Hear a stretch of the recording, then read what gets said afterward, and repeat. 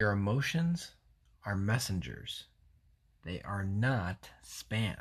If I can tell you one of the best gifts I've given myself this past year is that I've allowed myself to be more in touch with my emotions and to be willing to sit with them and to be okay with whatever they are. Now, I am not saying to have your emotions run rampant. Far from it.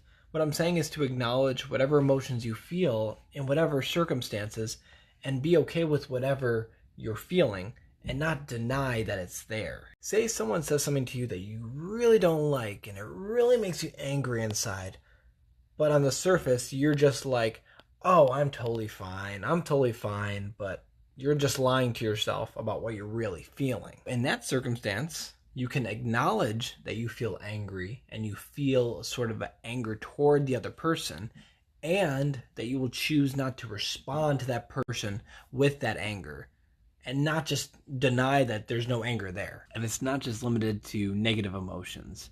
How about your positive emotions? To acknowledge them and then even to express them and to be free to express them.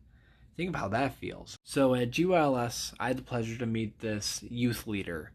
I won't say his name out of privacy, but very nice guy, very kind, very gentle, and we very much connected. And I got to know him over the course of the week, and I got to teach him some stuff that I knew, and a lot of it resonated, and again, just an overall very nice guy. Now I'm going to fast forward quite a bit to a moment where he was very grateful, and he was starting to get emotional in regards to his gratitude in front of me. And he was starting to apologize because he didn't want to cry. And for those of you who know me, I can get very emotional when I'm grateful as well. So I extended the gift over to him and told him, feel free to do it. I give you 100% permission to.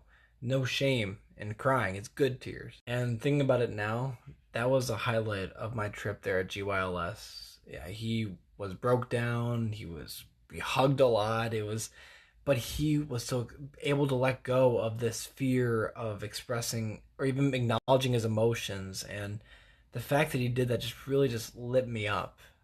And it also reminds me as well too to again for us to be okay with our emotions. And what turned into initially a 5-minute conversation was a half hour of just emotions being expressed by him, and I will never forget that moment. It was beautiful. And I hope other people can get to experience those moments in their lives too, to just express them out.